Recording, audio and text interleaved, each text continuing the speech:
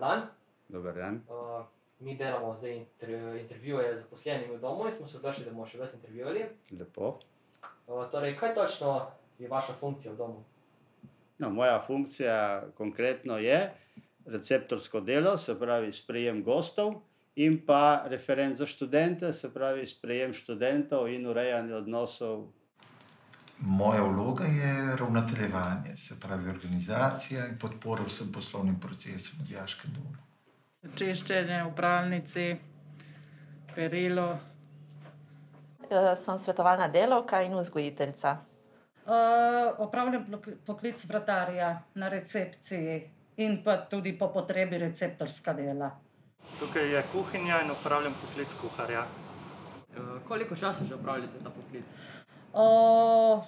V dijaškem domu sem zaposlena okrog 20 let, ta poklic pa opravljam 6 mesecev.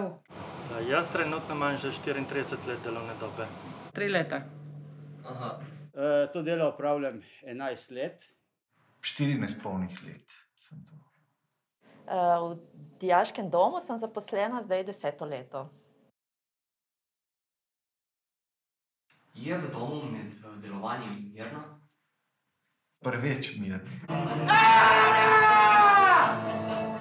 Kaj je bila najbolj čudna stvar, ki ste jo kot receptor videla?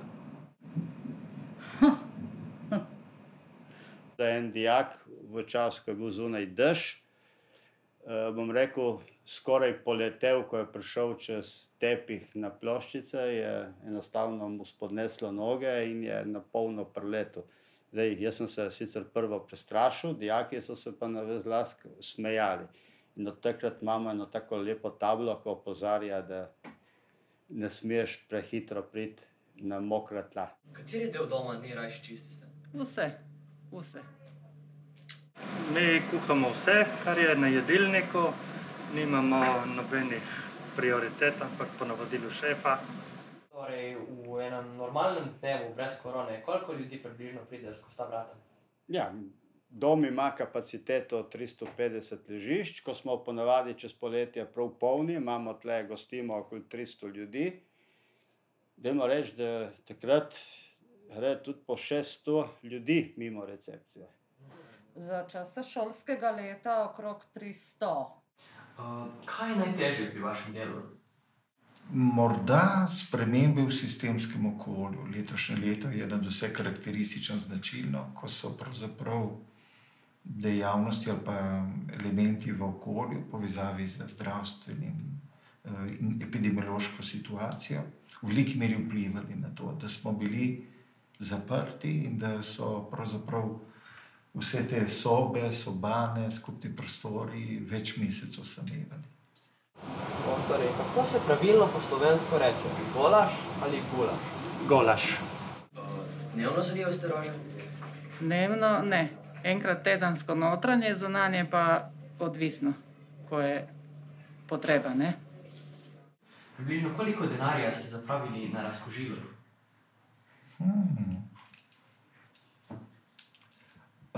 Več tisoč evrov razkužila, zaščitna sredstva, se pravi maske, smo pa zadeve ustrezno strani civilne zaščite in centralnega skladišča dobili, hkrati pa tudi povračilo vseh evidentiranih stroškov v povezavi z nabavo zaščitnih sredstev.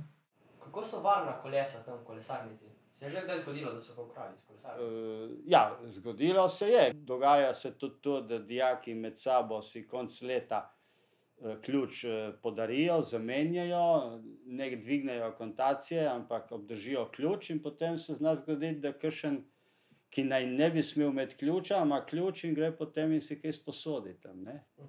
To se je zgodilo enkrat v teh 11 letih, se je enkrat zgodilo. Je v domu dovoljena vožnja s skiroji ali pa rolerji? Naj ne bi bila. In še eno vprašanje. Kaj daste najprej v posodo? Kosmiče ali mleko?